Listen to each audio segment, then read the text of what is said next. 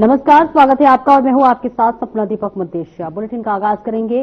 केंद्रीय राज्य मंत्री अजय टम्टा ने रोजगार मेले के माध्यम से 15वें रोजगार मेले में शिरकत करते हुए उत्तराखंड के करीब 90 छात्रों और अन्य प्रदेशों के कुल 163 छात्र छात्राओं को रोजगार के प्रमाण पत्र दिए, जिनकी करीब 13 अलग अलग विभागों में नियुक्ति हुई है। उन्होंने हाल ही में केंद्र सरकार लगातार बेरोजगारों युवाओं को रोजगार के अवसर प्रदान कर रही है और ऐसे में उन्होंने वहां के प्रदेश और केंद्र सरकार लगातार चारधाम यात्रा की मॉनिटरिंग कर रही है। वहीं चारधाम का रोड नेटवर्क दुरुस्त रहे और किसी भी तरह की सड़कों में अव्यवस्था न हो, इसके लिए खास तौर पर सरकार प्रयास कर रही है।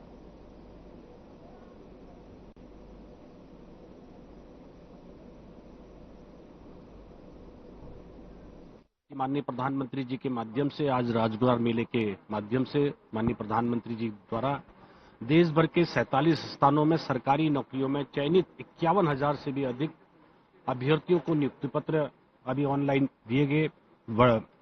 यहाँ पर हमने सबको वितरित भी कर दिए हैं। ऐसा ये अवसर आया है। आज के इस अवसर पर हमारा ये 15वां रोजगार मेला, जो कि 162 लोगों को हमने उत्तराखंड में आज यहाँ वितरित किए हैं, जिसमें से 90 बच्चे हमारे उत्तराखंड के।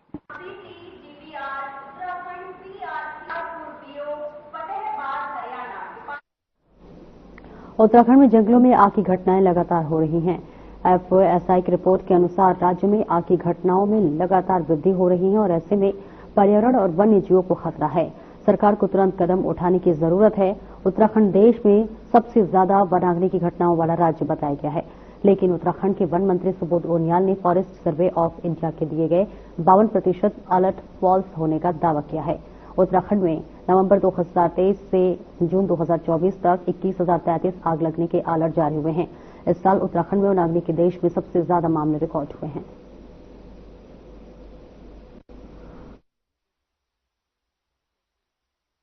आंकड़े का ऑथेंटिसिटी का सबसे बड़ी चीज है, जिससे एफएसआई से आते हैं। एफएसआई में कहीं धुआं भी होता है तो अलर्ट में आ जाता है। जैसे पिछली बार आपने देखा कि ज्यादातर जो असली आंकड़े होते हैं, जो वास्तव में आग का होता है, वो मुश्किल 14% 15% फॉरेस्ट क्षेत्र में थे और कुछ प्राइवेट फॉरेस्ट में थे। तो इस समय जो हम लोगों ने एक इंटीग्रेटेड मैनेजमेंट सिस्टम इसका शुरू किया है, जिससे हमें बहुत एक्यूरेसी इसमें मिलेगी और उस एक्यूरेसी के कारण जो पारदर्शिता रहेगी आंकड़ों में।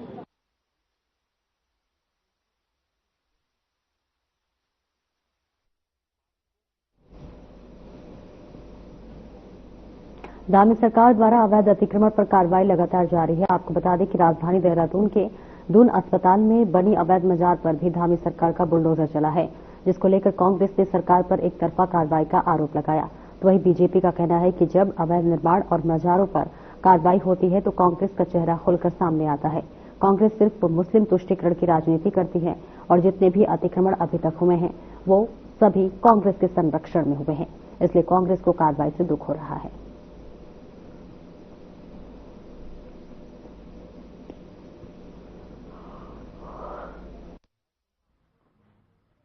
देखिए, जब अवैध निर्माणों पर कार्रवाइयां होती हैं और मजारों पर कार्रवाई होती तो कांग्रेस का चेहरा खुलकर के सामने आ जाता है। हम तो शुरू से कहते हैं कि कांग्रेस केवल और केवल मुस्लिम तुष्टीकरण की राजनीति करती है और उनका चेहरा बार बार जनता के सामने आता है। आज एक बार फिर जिस प्रकार से वो विरोध प्रदर्शन कर रहे हैं या विरोध की बातें कर रहे हैं, तो इससे साफ हो जाता है कि पूरे प्रदेश के अंदर आज जितने अतिक्रमण हैं, मेरा ये मानना और कहना है कि जितने भी अतिक्रमण पुराने हुए हैं, सारे के सारे कांग्रेस के नेताओं के संरक्षण में और कांग्रेस पार्टी के संरक्षण में हुए हैं, इसीलिए उन्हें इस प्रकार का दर्द होता है।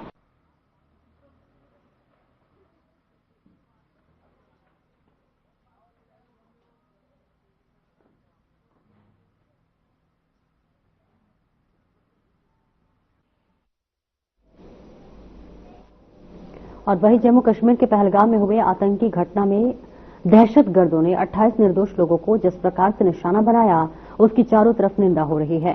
भारतीय जनता पार्टी के कोटबार अल्पसंख्यक मोर्चे के जिला महामंत्री ताजुद्दीन इदरसी ने मीडिया से बात करते हुए कहा कि कोटबार की सभी मस्जिदों के इमामों ने इसकी कड़ी निंदा करते हुए बड़ी संख्या में सड़कों पर उतरकर विरोध प्रदर्शन किया है।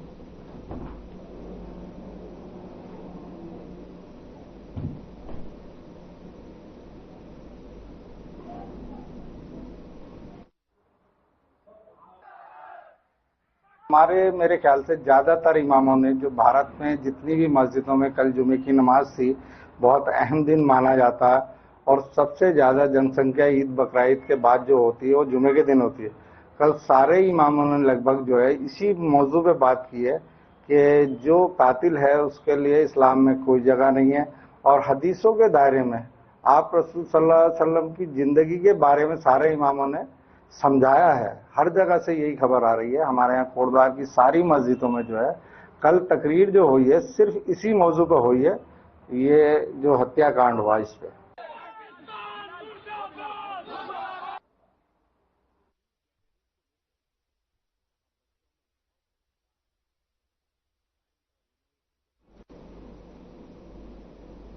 पौड़ी में बीती रोज मासो दड़ोधारा भिदाई खंडा मोटर मार्ग पर भिदाई और मासो के बीच वाहन दुर्घटना में घायल बच्चों का स्थानीय विधायक राजकुमार पौड़ी द्वारा जिला चिकित्सालय पहुंच हालचाल जाना गया। विधायक द्वारा इस दौरान जिला चिकित्सालय प्रबंधन को बेहतर उपचार के निर्देश दिए गए और इस बीच साथ ही घायलों को परिजनों को भी हर संभव मदद का भी भरोसा दिलाया गया।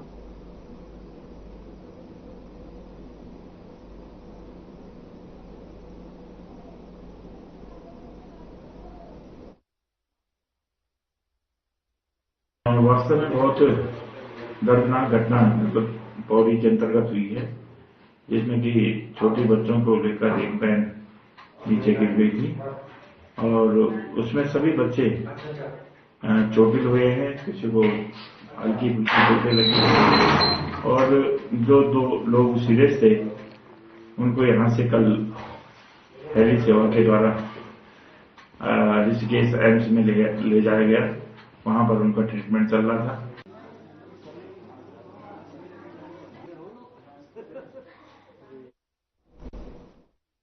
और जिले के विकास भवन सभागार में विश्व पशु चिकित्सा दिवस का आयोजन किया गया और इस दौरान जिलाधिकारी डॉक्टर आशीष चौहान ने कहा कि पशु चाहे आवारा, जंगली या फिर पालतू हो, सभी को स्नेह, प्यार और सम्मान करना चाहिए।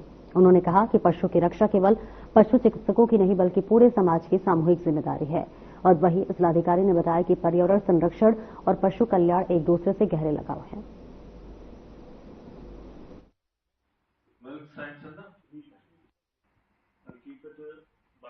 वेटरनरी डे के अवसर पर पशुपालन विभाग के बहुत सारे अधिकारियों के साथ में लोगों ने इंटरेक्शन किया और इसमें क्या क्या सुधार किए जा सकते हैं उनके प्रेजेंटेशंस भी देखे गए।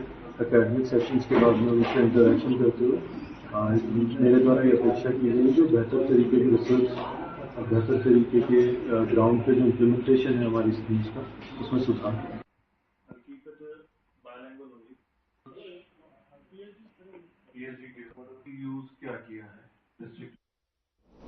देहरादून शहर में निर्माणाधीन स्मार्ट ऑटोमेटेड पार्किंग का कार्य अंतिम चरण में पहुंच गया है।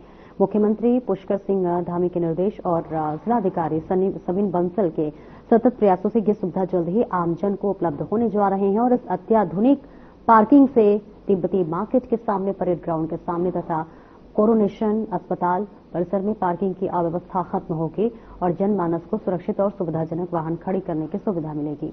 डीएम की दृढ़ संकल्प से एक और कोरोनेशन अस्पताल परिसर में स्वास्थ्य सेवाओं के साथ अब भौतिक ढांचे की भी स्मार्ट बनाया जा रहा है, जिससे शहर की चिकित्सा व्यवस्था और अधिक सुव्यवस्थित हो सकेगी।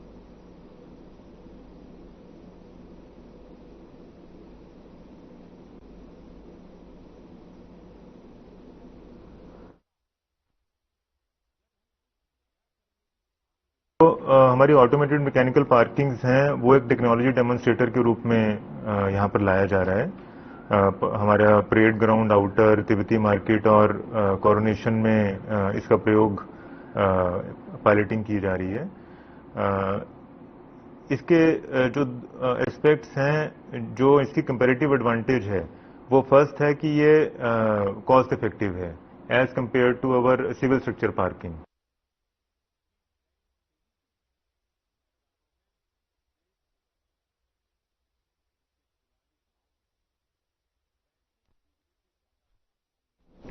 ऋषिकेश नगर उद्योग व्यापार मंडल के अध्यक्ष पद पर ललित मोहन मिश्रा और महामंत्री पद पर प्रतीक कालिया को निर्विरोध चुना गया है। और आपको बता दें कि दूसरी बार अध्यक्ष और महामंत्री की जिम्मेदारी मिलने पर ललित मोहन मिश्रा और प्रतीक कालिया ने व्यापारियों का आभार व्यक्त किया है। उन्होंने दावा किया है कि व्यापारियों के हितों की लड़ाई सदा लड़ी जाएगी। मुख्य चुनाव अधिकारी नरेश अग्रवाल ने बताया कि ऋषिकेश नगर उद्योग व्यापार मंडल के चुनाव में अध्यक्ष पद पर ललित मोहन मिश्रा और संजय व्यास ने नामांकन पत्र भरे थे, जबकि महामंत्री पद पर प्रतीक कालिया, विवेक वर्मा और पवन शर्मा ने नामांकन दाखिल किया था।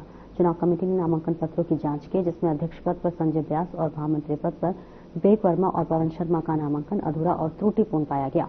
इस आधार पर तीनों प्रत्याशियों के नामांकन खारिज किए गए हैं, जिनके चलते ललित मोहन मिश्रा को अध्यक्ष और प्रतीक कालिया को महामंत्री के रूप में निर्विरोध चुना गया।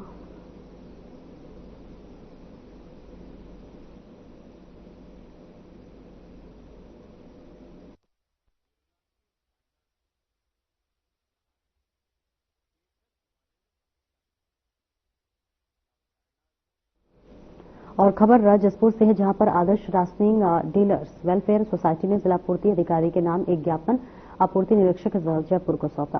सोसाइटी सदस्यों ने कहा है कि राशन विक्रेताओं को पूर्ण रूप से ई-पास मशीनों का प्रशिक्षण दिए बिना ही मशीन से वितरण का प्रेशर दिया जा रहा है, जिसकी शिकायत लगातार राशन विक्रेता पूर्ति निरीक्षक व उच्च अधिकारियों से कर चुके हैं, लेकिन अधिकारी कुछ भी सुनने को तैयार नहीं है। जबकि जसपुर क्षेत्र में लगभग 10 माह से राशन डीलरों को काम के बदले मेहनताना किराया भाड़ा भी नहीं दिया जा रहा, जिस कारण उनका परिवार भुखमरी के कगार पर पहुंच गया है।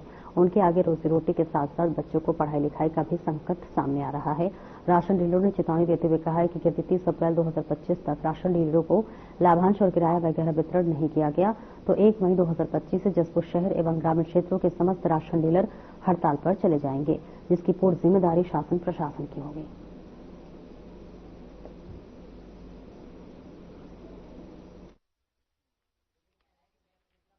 सरकार, शासन और सरकार दबाव देकर काम करवा रही है, लेकिन हमारे बारे में सरकार कुछ नहीं सोच रही है। यदि हमारा ये 10 महीने का भुगतान इन्होंने नहीं किया तो हम 1 मई से हड़ताल पर जाने के लिए बाध्य होंगे। उसकी जिम्मेदारी सरकार की होगी। जो भी जनता को परेशानी भुगतनी पड़ेगी वो सरकार उसकी जवाबदेही होगी। उसके जवाबदेही हमारे सत्ता गन्ना विक्रेता नहीं।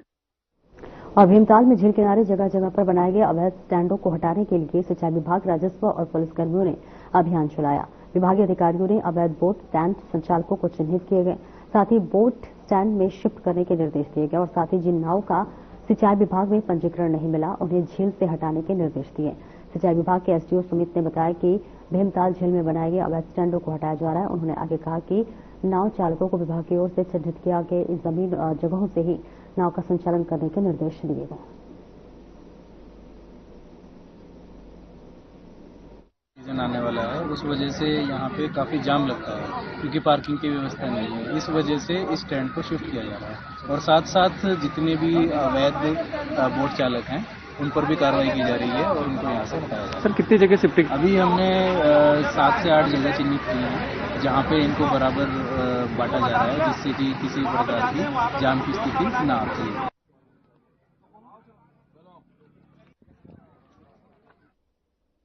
बढ़ते तापमान के साथ प्रदेश में वनाग्नि की घटनाएं लगातार बढ़ती हुई नजर आ रही है, जिस पर नियंत्रण पाना वन विभाग के लिए बड़ी चुनौती है। हालांकि वन विभाग द्वारा तमाम तैयारियों को दुरुस्त होने की बात कही जा रही है।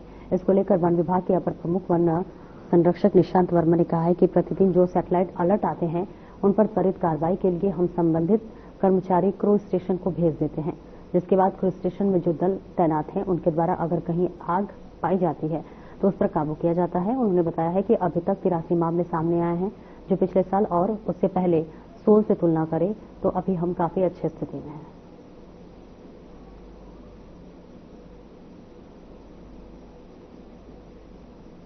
हर दिन प्रतिदिन जो है जो भी हमारे पास सैटेलाइट अलर्ट्स आते हैं एफएसआई के माध्यम से, उन पे त्वरित कार्रवाई के लिए उन अलर्ट्स को जो है हम लोग ऐप के माध्यम से संबंधित कर्मचारियों को क्रू स्टेशन को भेज देते हैं। ठीक है, और उन क्रू स्टेशन में जो हमारे टीम दल जो तैनात है उनके द्वारा जो है त्वरित रूप से फिर उनको अटेंड किया जाता है। कहीं पे यदि कोई वन क्षेत्र में आग पाई जाती है तो उस पर तुरंत काबू पाया जाता है और उसकी रिपोर्ट पे हमारे जो integrated command and control centre जो स्थापित है उस पर जो है वो भेजी जाती है। तो इसका वो भी एनालिसिस भी डालना पड़ेगा ना।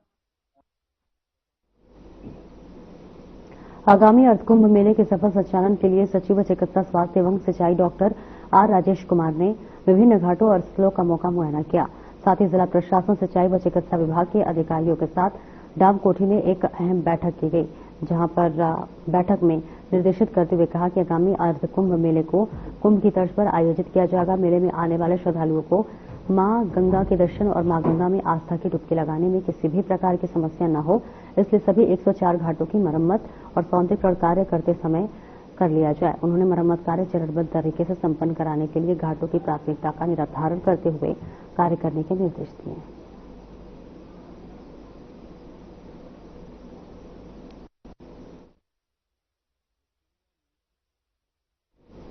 देहरादून में अवैध प्रतिबंधित मछली पालन को लेकर नगर निगम ने बड़ी कार्रवाई की है। स्थानीय लोगों को और पार्षद रोहन चंदेल की शिकायत पर देहरादून के मेयर सौरभ थापलीवाल के साथ नगर निगम की टीम ने मौके पर पहुंचकर क्षेत्र के मालिक पर 50,000 रुपए की चालानी कार्रवाई की और अब तालाबों को मिट्टी से ढकने का भी कार्य किया जा रहा है।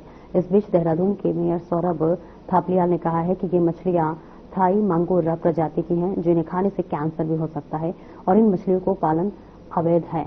ऐसे में जिसे देखते हुए मछलियों को नष्ट किया जाएगा।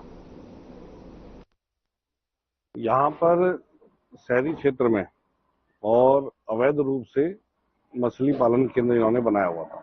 हमको इसकी जानकारी मिली जब कुछ मछलियां हमारे जो वहाँ के स्थानीय हमारे पार्षद हैं रोहन चंदेल, उन्होंने जाके और हमें वीडियो दिखाई, फोटोग्राफ दिखाए कि वहाँ पे मछली पालन हो रहा है और वो भी अवैध मछली, और साथ ही मरी हुई मछलियां एक उन्होंने ड्रमों में रखी हुई हैं, न जाने वो बेचने के लिए रखी हैं या क्या करने के लिए रखी हैं, और उससे जो बदबू है पूरे क्षेत्र में फैल रही है। तो हमने कल अपनी टीम भेजी थी, तो वहाँ 50,000 रुपए का उन्होंने उसको चालान किया और साथ ही हमको पता चला, तो उसके बाद हमने उसको पता करवाया, तो जो मछलियां थी वो दिखवाई, तो पता चला कि वो मछलियां जो हैं वो प्रतिबंधित हैं और वो थाई मंगूर करके वो प्रजाति है जो कि जिसको खाने वाले को कैंसर तक हो जाता है। तो इस प्रकार की वो मछली यहाँ पे पालन हो रहा है इतने बड़े स्तर पे, 6-7 बड़े बड़े तालाब हैं। हमने वहां जाके देखा मौके पर, तो क्योंकि वो उसका पानी जो है वो रिस्क के नाले में भी जा रहा है, बीमारी फैलने का खतरा है। पिछले कुछ दिनों से यहाँ पर पूरे क्षेत्र में बदबू की समस्या आ रही थी। हमें लग रहा था कोई पीछे नाला है चंदन नगर में, तो उसमें कोई जानवर या कुछ प्राणी जो है इस तरीके का कुछ मर गया होगा जिसके कारण ही हुए। तो मैंने जब कर्मचारियों को वहाँ पे मौके पे भेजा तो उन्हें वहाँ पे कुछ मिला नहीं। ढूंढते ढूंढते जांच पड़ताल करते हुए जब हमने नाला पार करा तो यहाँ पर पीछे काफी बड़ा बगान है। यहाँ जब हम पहुंचे तो हमने देखा कि वहाँ पर मछली का जो तालाब है वह बने हुए थे और वहाँ पर सैकड़ों की तादाद में जो है मछलियां, जो कि थाई मंगूर के नाम से बहुत फेमस है ये मछली, क्योंकि ये जो है ये FCI के माध्यम से द्वारा जो है ये बैन भी है और इसकी ये प्रतिबंधित मछली है। तो हम देख के बड़े हैरान थे कि किसी बीमारी के कारण ये सब मछलियां जब मर गई हैं तो वो तालाब के ऊपर तैर रही थी और इन्होंने वहीं पर नाले के पास गड्ढा कर तो कुछ मछलियां उस पर दबाने के प्रयास करा। और बढ़ती गर्मी के साथ ही त्वचा से संबंधित रोगों के मरीज बड़ी संख्या में 2 मेडिकल कॉलेज अस्पताल पहुंच रहे हैं। जहां सामान्य OPD 100 से 150 रहा करती थी, वहां अब 200 से अधिक त्वचा रोगी अस्पताल पहुंचने लगे हैं। ऐसे में डॉक्टर ने लोगों को धूप से बचने की सलाह दी है। त्वचा रोग विशेषज्ञ डॉक्टर आस्था पंत ने कहा है कि गर्मियों के दिनों में लोगों को अपनी त्वचा पर ध्यान रखना चाहिए, जिससे कि धूप की तेजी से बढ़ने के लिए फुल आस्तीन के कपड़े पहने, पानी अधिक मात्रा में पिएं, साथ ही चेहरे को भी ढककर रखें।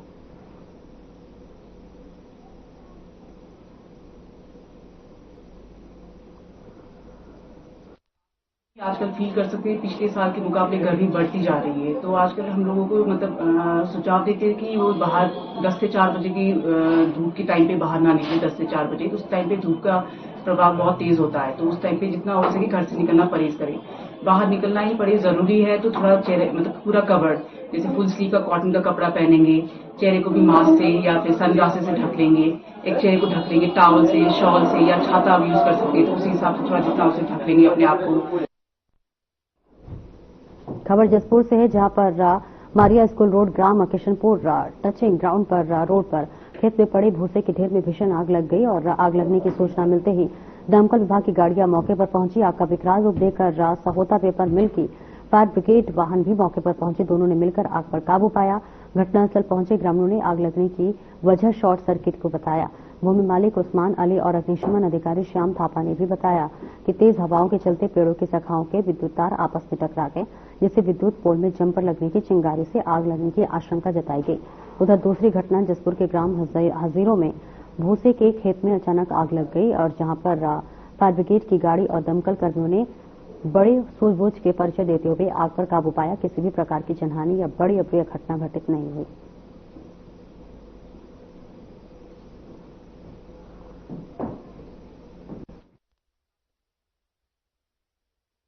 टूटने के कारण से चिंगारी आ गई। तो बता हमारे लोग यहाँ पर काम कर रहा था, उन्होंने जब देखा ट्रांसफार्मर से आवाज आई, ट्रांसफार्मर में से पहले बोला ट्रांसफार्मर में से फाल्ट हुआ है। फिर उसके बाद उन्होंने मुझे फोन करा कि इसमें चिंगारी उठ के वहाँ आग लगी। यहाँ साहब 2 गाड़ी यही हैं और एक छोटी गाड़ी थी और उन्होंने आग एकदम कंट्रोल करा। आई थी, एक चौथा वाली आई थी। यहाँ फायर स्टेशन सूचना मिली कि हमारे अस्पताल के पास किशनपुर क्षेत्र में भूसे की ढेर में आग लगी थी और जिसमें हमारी गाड़ी, दोनों गाड़ी तुरंत रवाना हुई क्योंकि आग थोड़ी भयंकर थी।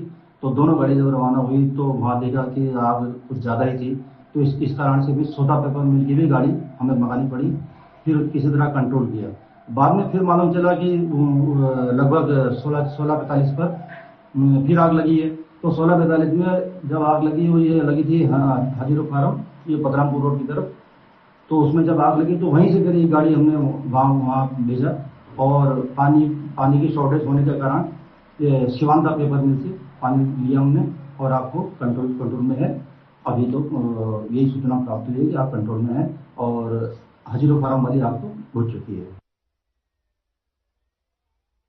राजधानी स्थित दमोह वासियों को भूमि के मालिकाना हक को लेकर राजकुमार आयुक्त दीपक रावत ने लोगों के साथ कार्यालय में बैठक की, जिसमें कुमाऊं आयुक्त दीपक रावत ने बताया है कि दमुआ ढूंगा को 2016 में राजस्व ग्राम घोषित कर दिया गया था, जिसमें सर्वे के आदेश भी जारी कर दिए गए थे। इसके बाद 2020 में बनी घनी आबादी होने की वजह से सर्वे के कार्य भी अड़चने आ रही थी, जिसके चलते सर्वे कार्य को वापस लेना पड़ा। साथ ही उन्होंने बताया कि वर्तमान में घनी आबादी होने के कारण सरकारी योजनाओं का लाभ भी पूरी तरह से क्षेत्रवासियों को नहीं मिल पा रहा था। उन्होंने कहा कि मुख्यमंत्री घोषणा स्वामित्व योजना अंतर्गत दमुआ ढूंगा का सर्वे कार्य प्राथमिकता के आधार पर कराया जाना है।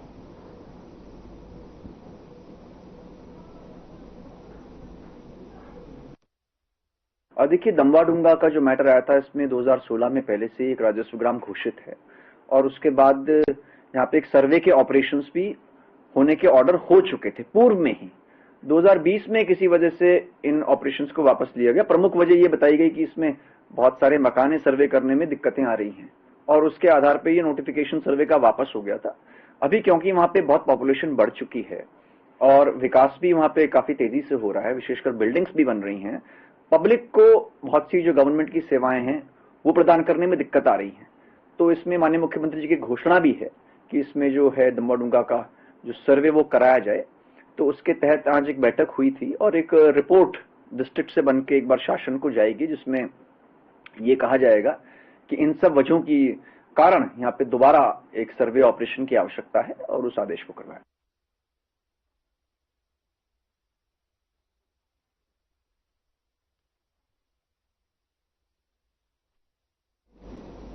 पौड़ी में बीते 19 अप्रैल को कोतवाली में कंडोलिया रोड पर आपको बताते चले कि जिला अस्पताल के पास 2 दुकानों का ताला तोड़ दिया। हजारों की नकदी पर हाथ साफ करने वाले 3 चोरों को पकड़ने में पौड़ी पुलिस ने कामयाबी हासिल की है। बताते चले कि दिव्या ज्योति ऑप्टिकल और बेस मेडिकल 2 दुकानों के ताले तोड़कर चोरों ने गले में रखी नकदी पर हाथ साफ किया था। दुकान मालिकों ने 20 अप्रैल को पुलिस को सूचना देते हुए पुलिस की ही निगरानी में दुकान खोली थी, जिसके बाद वरिष्ठ पुलिस अधीक्षक लोकेश्वर सिंह ने अज्ञात चोरों की गिरफ्तारी के लिए टीम गठित की थी, जिसके बाद पुलिस टीम ने कार्रवाई को अंजाम दिया।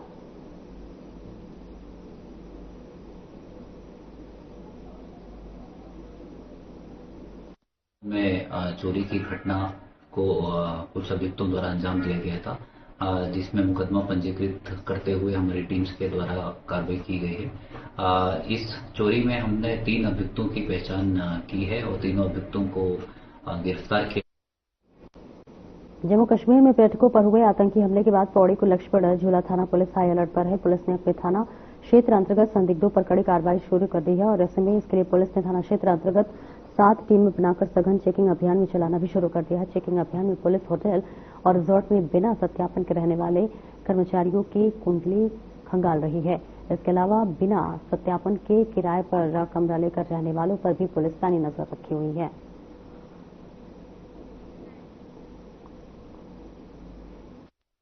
देहरादून पुलिस की अवैध नशे के खिलाफ कार्रवाई लगातार जारी है। थाना राजपुर पुलिस ने महिला तस्कर की गिरफ्तार किया है और ऐसे में कब्जे से 1 किलो 200 ग्राम गांजा बरामद किया गया। पुलिस ने महिला तस्कर को कोर्ट के आदेश पर जेल भेज दिया।